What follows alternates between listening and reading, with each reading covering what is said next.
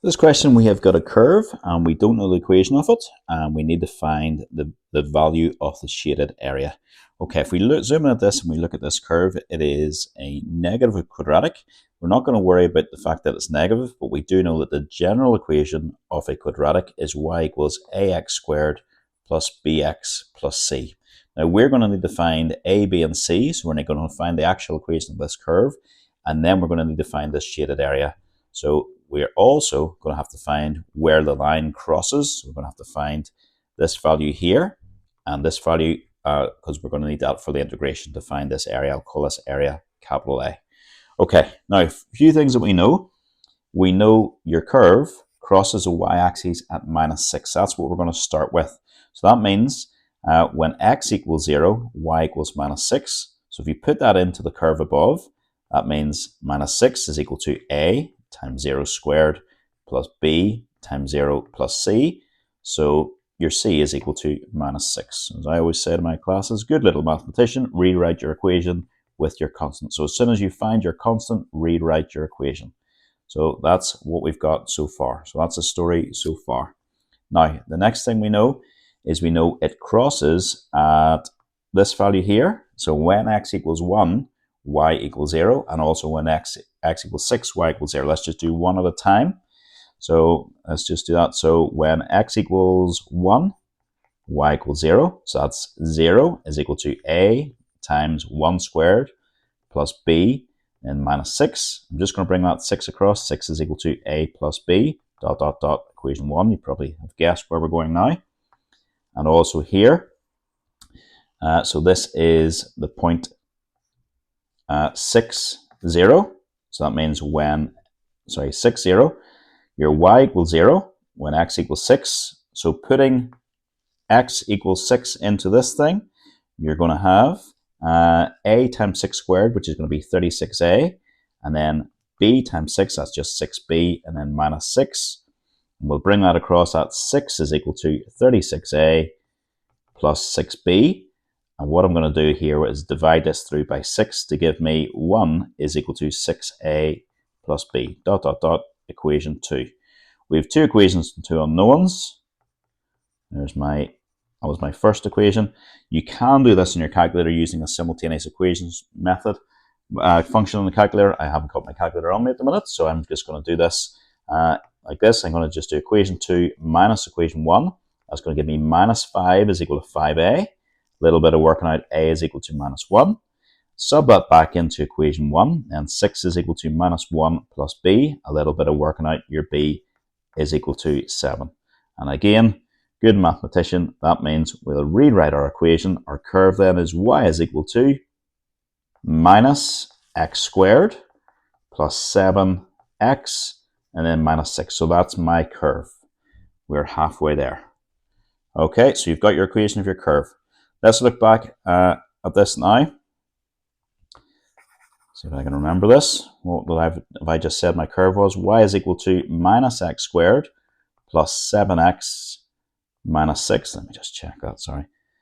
Yep, lovely. Okay, so we've got that. We need to find where this curve crosses your line y equals 4. And that will allow us to find these two values here. I'm going to call these P and Q. And once I find P and Q, that's the integral that I'm going to do then. So to find my area A. So to find P and Q, you put your curve, you put the y values equal to each other. So -x squared plus 7x minus 6 equals 4. And we're going to hope this works out nicely. As I say, I can't see my calculator here. So let's just say put -x squared plus 7x minus 6 is equal to 4. And I'm going to bring it all to the right-hand side just because I hate working with the negatives. And that's going to be plus 10. Oh, lovely. And then that factorizes to be x minus 2, x minus 5, which means x is equal to 2 or x is equal to 5. Okay, so these values I now know are 2 and 5. And have a look at them. That would make sense because 2 and 5 are between 1 and 6, so that makes perfect sense. So my area A then, I'm sort of jumping around all over the place here. My area A is going to be the integral between 2 and 5.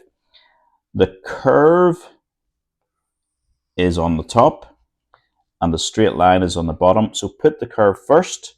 So my curve was minus x squared plus 7x minus 6. My straight line was just y equals 4. That's what we're integrating. And a big mistake people make was they will integrate here at this stage, and you'll have 1, 2, 3, 4 terms to integrate. Why not just tidy up first before you integrate? It makes life so much easier.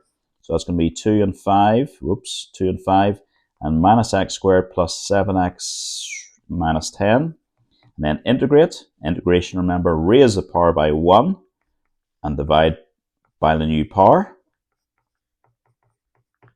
And then we fire in the 2 and the 5. Oh, right. Let's see what I'm made of here. That's going to be minus 125 over 3. And that's going to be 7 times 25. What's that going to be? 175 over 2. And then minus 50. And then minus, and that's going to be minus 8 over 3. And then that's going to be plus 7 times 4. It's going to be 28 over 2. And then minus 20. And let's see if we can do this. So if we do this, I am going to have to reach in and see if I can find a calculator here. That is the sort of thing I would mess up, and you definitely wouldn't do that in an exam without. So here, if we do that, first bracket is going to be